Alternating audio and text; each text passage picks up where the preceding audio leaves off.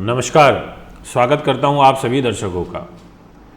आपने थंबनेल में पढ़ा कि स्त्री को पुरुष से और पुरुष को स्त्री से खतरा। इस सप्ताह में सबसे भाग्यशाली राशि है ये एक। देखिए, ऐसा लिखने का जो तात्पर्य होता है हमारा वो ये है कि अगर कुछ भी थोड़ा बहुत हमें दिखाई देता है नेगेटिव या पॉजिटिव, तो हम उसको सिलेक्टिव वर्ड्स में लिख देते हैं थंबनेल के अंदर।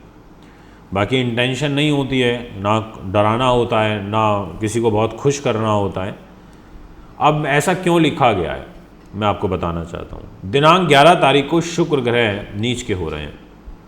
शुक्र आप सभी जानते हैं कि दैत्य गुरु हैं। शुक्र प्रेम प्रसंग के कारक हैं। शुक्र वासना प्रिय ग्रह हैं, भोग विलासिता में लीन कराते हैं, दाम्पत्य सुख देते हैं। हमारी आगे की जो जनरेशन होती है, पीढ़ी होती है, उसको बढ़ाने में शुक्र की बहुत बड़ी भूमिका होती है। इतना बड़ा डिपार्टमेंट है शुक्र के पास में।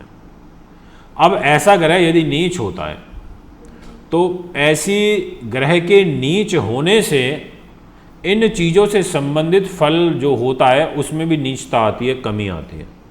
इसलिए लिखा है कि स्त्री को पुरुष से, अगर आप को किसी पराये पुरुष से सावधान रहना चाहिए, ऐसे ही स्त्रियों को, पुरुषों को स्त्री से सावधान रहना चाहिए कि किसी भी जिसको ना जानते हो ऐसे किसी अनजान व्यक्ति के संपर्क में ना आए, दूरी बना करके रखें।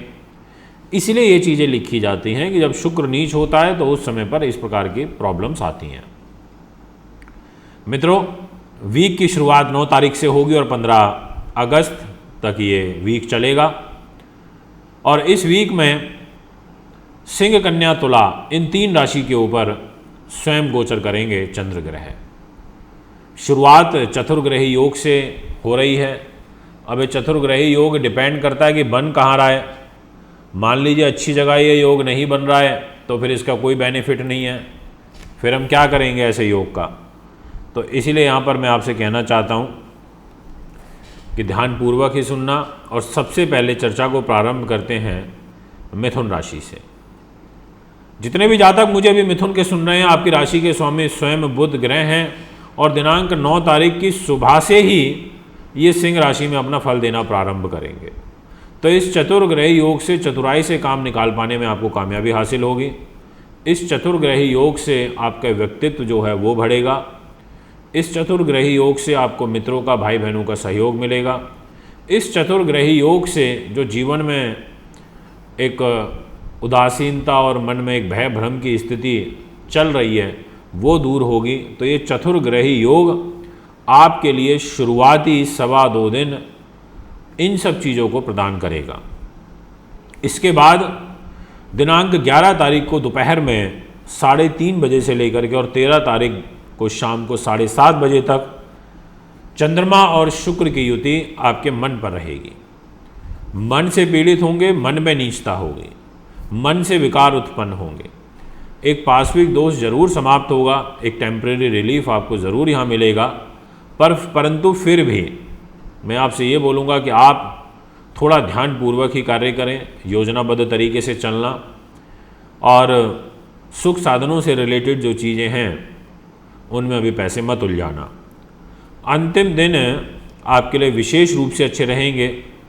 आपके धन के स्वामी चंद्र ग्रह धन के ही स्थान में पंचम भाव पर गोचर करेंगे, तो अकस्मात पैसा प्राप्ति का एक योग बनेगा। और फिर नवम भाव में गुरु बैठे हैं और पंचम में होंगे चंद्रमा।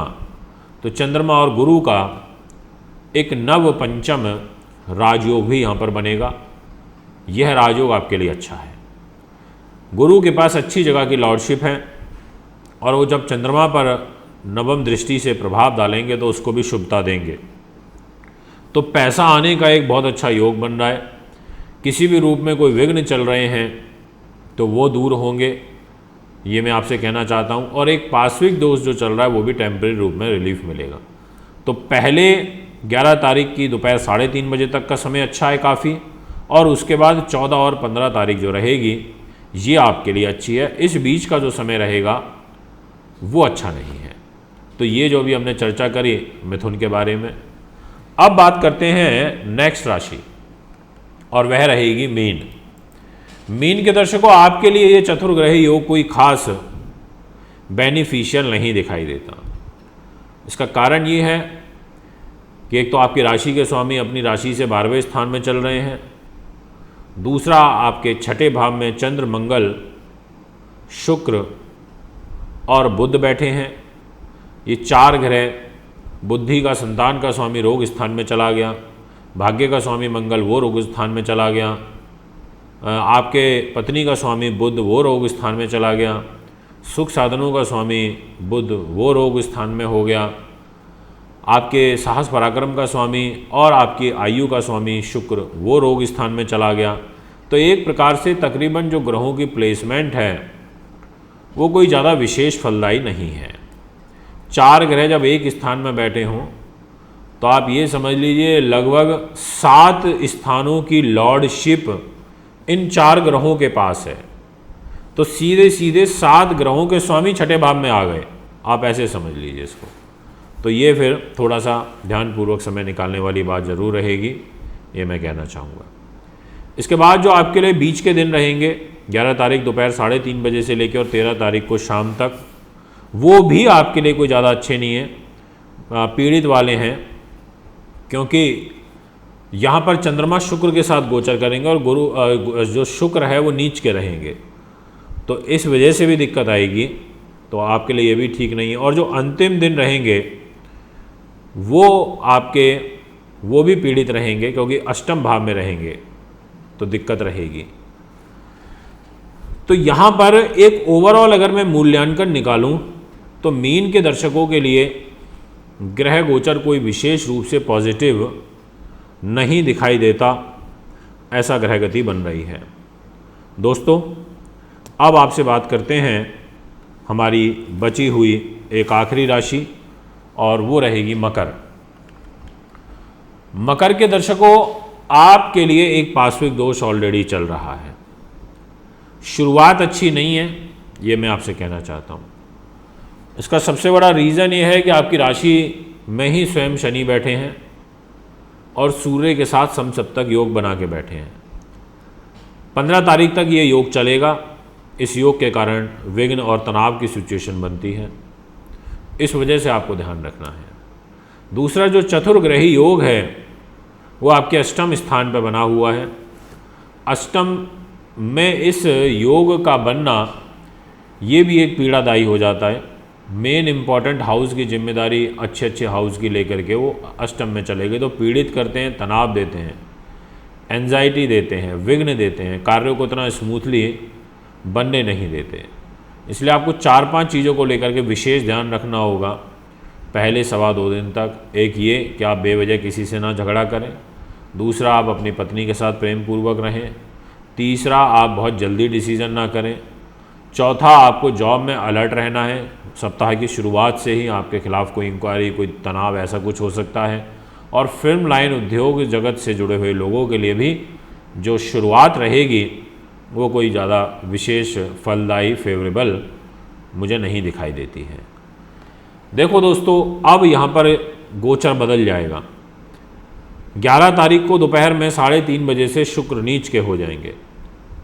इनका नीच का होना भाग्य स्थान पर film line, hotel line, construction line, cosmetic goods, fashion designing, ऐसे तमाम लोगों के लिए अच्छा नहीं है। इन सभी लोगों को एक स्ट्रेस और तनाव की जो सिचुएशन है वो बनेगी। भाग्य हानि का योग बनेगा। केंद्र त्रिकोण राजयोग बना करके शुक्र ग्रह नीच के हो जाएंगे, तो सुख साधनों में कमी होगी, डिसीज़न गलत होंगे, संतान से कष्ट होगा, जॉब को लेके सावधानियाँ आपको यहाँ पर बरतनी होगी, ये मैं आपसे कहना चाहता हूँ। इसके अलावा जो अंतिम 2 दिन रहेंगे यानी कि 14 और 15 तारीख, ये ज़रूर आपके लिए एक सुकूनदेह होगी, क्योंकि इस समय में जो पार्श्विक दोष आपके जीवन में चल रहा है वो समाप्त हो जाएगा। और इस पार्श्विक दोष का समाप्त होना भी आपके लिए किसी ये समझ लीजिए वरदान से कम नहीं है, क्योंकि अभी केंद्र में बहुत ज़्यादा अशुभता है। जब शुभ ग्रहों का वास होगा तो ये सिचुएशन को और बेटर करेंगे, संतुलित करेंगे। तो ये एक ओवरऑल सिचुएशन है आपके लिए। दाम्पत्य जीवन में भी डिस्टर्बेंस रहेगी, और स्त्री को पुरुष से और पुरुष को स्त्री से एक तनाव और एक खतरा की जो सिचुएशन है वो दिखाई देती है। कुंडली बनवाना चाहते हैं, दिखाना चाहते हैं, पूजा पाठ या रत लेना चाहते हैं तो मुझे संपर्क कर सकते हैं। एक बार पुनः आगामी कार्यक्रम में उपस्थित होऊंगा। अभी आपसे इजाज़त चाहता हूँ। नमस्कार, धन्यवाद।